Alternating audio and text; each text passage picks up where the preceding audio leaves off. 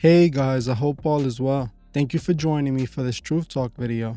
In today's episode, we'll be talking about the sinister truth about the food we eat. Let's get right into it. Food is one of the most important resources for human survival. Every person in the world needs to eat to stay alive. Have you ever heard of the saying, "You are what you eat"? Well, in many ways, the food we eat makes us the people we are.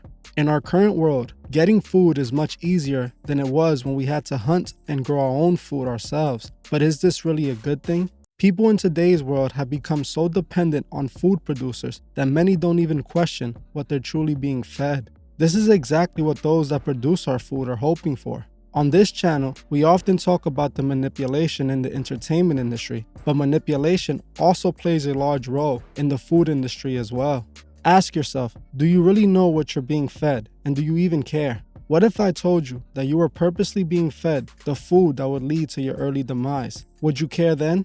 In this episode, I will show you just how manipulative the food industry really is. I will show different instances where those in the food industry manipulated the masses into believing false information in order to sell more of their food product. By the end of this episode, I would give you my advice on food you should be avoiding and the food you should be looking for. I will also explain why it is that we're being fed the food we're being fed. Like I already said earlier in this video, manipulation is a very important tool when it comes to selling food to consumers. Those who make our food need to find a way to make people desire the food they make, even if it really isn't good for the consumer.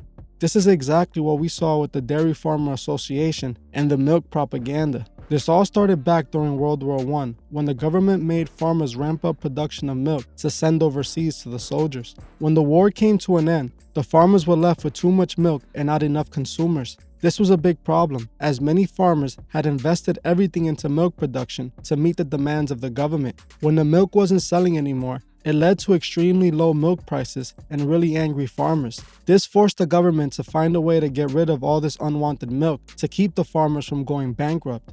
This made the government create the 1940 Federal Milk Program for schools. In 1946, President Truman passed the National School Lunch Act, which mandated each lunch to include between 1.5 to 2 pints of whole milk. The government essentially forced the unwanted milk onto American children. Even though the government started forcing almost every kid to drink milk, it still wasn't enough to meet the supply of the farmers. So in 1977, President Jimmy Carter allowed $2 billion federal tax dollars to be invested into the dairy farmers producing milk. This made more dairy farmers ramp up production of milk once again in order to take advantage of the federal grants being handed out. This led once again to too much milk and not enough consumers, forcing the government to buy the almost rotting milk and turning it into cheese that we now know as government cheese. The government gave this cheese out to low-income families who depended on WIC and food stamps to buy groceries. In 1983, the federal government created the National Dairy Promotion and Research Board,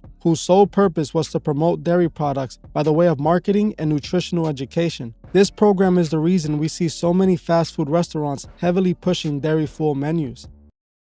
Cheeser, pepperoni cheeser! Little Caesars hot and ready pepperoni cheeser with classic pepperoni, fresh mozzarella, toasted Parmesan, and Asiago cheese crust. The government made deals with these fast food companies like Pizza Hut, which actually led to Pizza Hut creating the stuffed crust pizza. The government wanted Pizza Hut to find a way to put even more cheese into their pizza, which led them to creating the stuffed crust. The government kept trying to find clever ways to get rid of the milk problem they created.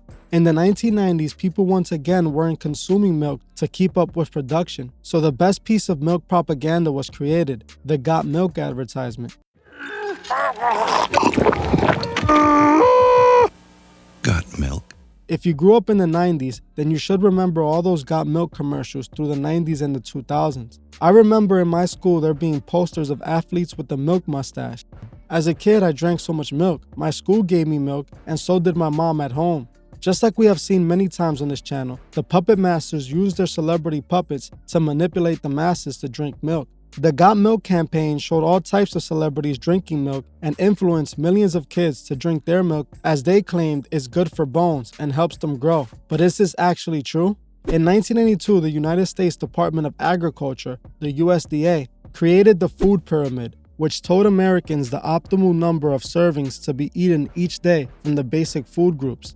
The food pyramid recommended that people consumed 2 to 3 servings of dairy products a day. In today's world, the pyramid was changed to My Plate, which still recommends people to consume dairy on the daily basis. But isn't there nothing wrong with drinking milk? Doesn't it make people's bones stronger? Well, no. This is actually false information, propaganda created by the California Milk Processing Board with their Got Milk campaign. Consuming milk is actually really bad for you, and it can create inflammation in the body. It can lead to cancer, obesity, and many other health conditions. Many physicians actually advise against the consumption of milk if you're not a small child who can't consume solid foods. As a baby, we can't eat solid foods, so milk acts as a nutrition substitute, providing the body with the needed nutrition to grow. As we get older and we can start eating solid foods, milk is no longer needed and actually starts to become a problem to the body. Welcome to the exam room. I'm Dr. Neil Barnard. Today we're going to talk about dairy products.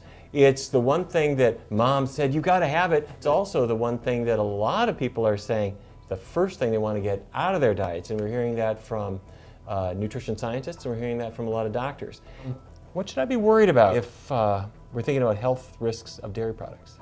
Well, one thing that jumps out to my mind is the fact that milk, dairy products, are the #1 source of saturated fat in the American diet. Look at all the chronic diseases from which we suffer, like obesity, cardiovascular disease. For sure, dairy must play a part in that. Oh, a lot of saturated fat means? Increased risk for heart disease, and a lot more calorie. Can lead to being overweight or obese, which again increases your risk for things like diabetes and cancer. But I think a lot of people associate or think dairy milk is synonymous with bone health, and there's really no research to back that up. In fact, the huge study looked at over 70,000 women for 18 years, found that there was no protective effect for consuming more milk for fracture risk. So the evidence isn't there to support it for bone health. You know, it's interesting. I have patients who come to me and say, well, I don't drink fatty milk, I skim milk. Well, the problem with that is that milk still has a lot of sugar in the form of lactose, which can contribute to type 2 diabetes. We also know that milk protein can trigger IGF-1 formation, which has been known to trigger cancer and play a role in increased risk for things like prostate cancer and breast cancer that we see. Absolutely. As you heard for yourself, dairy does way more bad than good for your body. It actually leads to many of the health problems that so many Americans are living with today. Even though dairy is known to cause tons of problems to a person's health, the government still shamelessly continues to manipulate the masses into consuming more and more of it. Selling them is a great source of calcium. On the farm we grow a food that's everything you need to eat. It's a fruit, a veg, a bread, a milk, a cheese, a bean, a meat. Hi, I'm Farmer Brown, singing about the foods you need to keep you healthy. Today, Molly's favorite. Milk. And the foods made from milk, like cheese. Marvelous. And ice cream, too. Magnificent. Milk and milk foods for strong teeth and bones. For variety. In the year 2020, Americans ate 664 pounds of dairy on average, with many of those people actually believing dairy is good for their health and provides them with the needed calcium for strong bones. Just ask yourself, how much dairy do you encounter on a daily basis? Due to the government propaganda and their literal mind control, dairy has become engraved in our diets. I myself personally do my best to stay away from dairy as much as possible, and I recommend you do the same. If you need more calcium in your diet, it is well known that vegetables like kale and broccoli are also rich in calcium and are much healthier to consume, but the government won't tell you that. The next thing we need to talk about is cooking oil, as people don't know just how important it is to know about what oil your food is being cooked in. Long ago, before we cooked just about everything in vegetable oil, people used to use animal fat, otherwise known as lard. Lard is a natural fat that usually comes from pigs, and for most of civilization, this is what people used to cook their foods. All this changed in the 1800s when 2 businessmen completely transformed how people cook their food. These 2 men were running the company Procter & Gamble that used to make soap wheels using animal fat, but they wanted to industrialize the soap making process, so they started using other oils. They wanted to find a way to replace the pricey animal fat for a cheaper alternative, so they started using cottonseed oil. The problem with cottonseed oil was that it was toxic and it smelled and looked terrible. This would all change when Procter & Gamble hired a man who found a way to refine the oil into a substance that looked like lard. This substance eventually became Crisco and quickly took large place in kitchens all over America. Procter & Gamble will begin their extensive campaign, painting their hydrated vegetable oils as crispiness, cleanliness, and freshness. They made their product cheaper and used all types of propaganda to make people desire their products. They even went as far as donating $15 million to the American Heart Association to put out the recommendation that Crisco was healthier than animal fat. Families all over the country had replaced their natural fat with a toxic substitute, and they didn't even suspect a thing. Fast forward to this very day, almost everything you see on the shelf at the supermarket contains vegetable oil.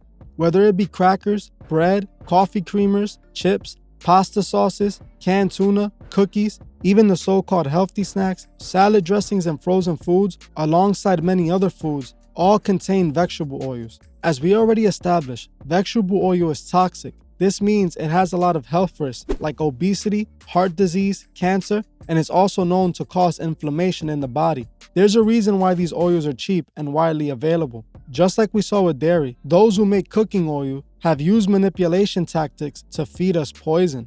While these business owners make billions a year, billions of people develop health problems in return. This doctor tells people just that and warns people to stay away from these oils. When they said avoid saturated fats, we're supposed to replace them with vegetable oils. That was the idea going back to the 1960s. We have unfortunately been taught to think that fats and oils are damaging for our health to things like cardiovascular disease. But this is not necessarily true. When it comes to fats, the type of fat we eat matters. As a society, we've been conditioned to believe that unsaturated fats from vegetable and seed oils are best, and that butter, lard, ghee, and other saturated fats are toxic. In fact, the reverse is true.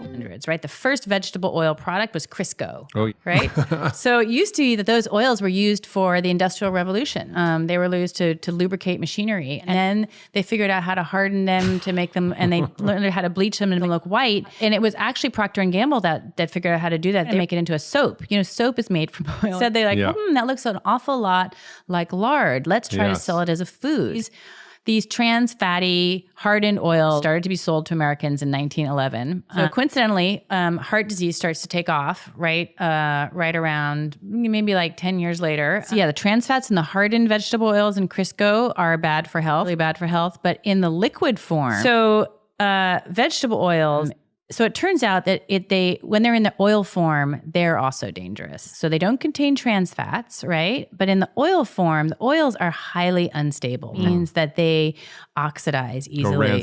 They go rancid. Oxidation is, remember, that's why we take antioxidants, because oxidation causes inflammation in your body. Oils like avocado oil and extra virgin olive oil are healthy alternatives that may cost a bit more, but are much healthier for you. I personally use avocado oil when cooking. It contains a high amount of monosaturated fats, which are considered healthy fats, that are actually anti-inflammatory. I recommend you look out for foods that contain vegetable oil, palm oil, or canola oil. Another way the food industry manipulates consumers is with branding and keywords. The food industry, just like the entertainment industry, knows they have to be in the minds of consumers to manipulate their purchases. As consumers are becoming more health conscious, the food manufacturers are looking for more ways to make unhealthy food appear healthy. Words like organic, natural flavors, gluten-free, and a good source of vitamins are all ways these companies trick consumers into buying unhealthy products. For example, when we take a look at a box of Honey Nut Cheerios, we can see their manipulation tactics in action. On the front of the box, Honey Nut Cheerios makes a lot of claims that would make anybody want to buy a box of their cereal. On the front of the box, they made sure to let people know their cereal is gluten-free, naturally flavored, made with real honey, and can help lower cholesterol. So why wouldn't you eat a delicious bowl of Honey Nut Cheerios with all those great facts about it? The thing is, this is all manipulation. They tell you all these great things to hide all the bad things, like the amount of sugar per serving, which is 12 grams of added sugar, or the hazardous ingredients like the additive tripotassium phosphate that causes a list of short-term and long-term health effects, or the fact that they use canola oil, which again causes inflammation. This is how they manipulate the masses. They put all this information in front of the box to make sure you never even bother to look at what's on the back of the box. Another thing people need to avoid is refined grains, such as white rice, pasta, and white bread. If we look on supermarket shelves, most breads are white breads that are really just all sugar mixed with a bunch of other hazardous additives. It's best to avoid refined grains like white rice, white bread, and refined pasta. Many people already know this. What many people don't know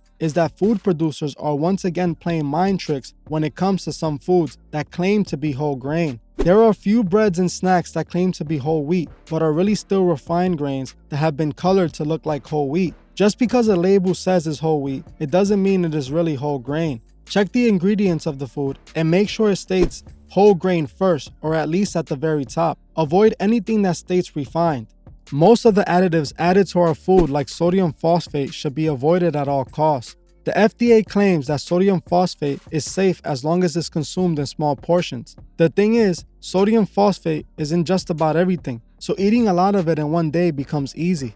Make sure you guys are checking your labels on your food for these additives. Like I said before in one of my podcasts, I personally use the food app named Yuka, which allows you to scan barcodes of food products and it tells you if it contains hazardous additives. I am not sponsored by them at all. I just want you guys to be able to tell which food are healthy and which ones you should avoid. The app isn't effective when it comes to determining oil use or high fructose corn syrup, but it is good for sugar and sodium amount and additives. There's a reason most of the food we eat isn't good for us. The food we eat makes us the people we are. Most of the additives put in our food affect our brains, causing cloudiness and headaches. We already know those that run our world have plans for a new world order. Controlling our food supply has always been a part of that plan. They are manipulating the masses to eat the food that makes us stupider, fatter, and leads us to our early demise. Buying healthier foods are more costly. I personally spend so much more money on groceries trying to avoid the cheap bad stuff, but it is worth it, as we must protect our health. My mother didn't have this information when she was growing up, and she developed so many of these health conditions. Her health is a byproduct of all the manipulation that those that run our world do to the masses. We must not make the same mistakes as those before us. They do not want us to live healthy lives. We must not allow those who produce our food to manipulate us into eating their poison. It is not going to be easy to avoid these foods made to destroy us, but it is possible, as I have cut out everything that is harming my health out of my diet. I advise each and every one of you that watch my channel to further look into what you're eating. And remember, those that make our food are hoping that you don't. Well, that's it for this video. Thank you all for watching, and I'll see you guys in the next one. I just want to give a special shout out to the Truth Movement members. Thank you so much for all your support. If you would like to further support the channel, join the channel below by hitting the join button. Or you can join me on Patreon, the link would be in the description. Another way you can further support the channel is by buying a True Fizz shirt. If you would like a True Fizz shirt, email me at thetruefizz211@gmail.com or DM me on Instagram at thetruefizz01. Also, please leave a comment below on your thoughts on this video and on any future topics you would like to see me cover on my channel.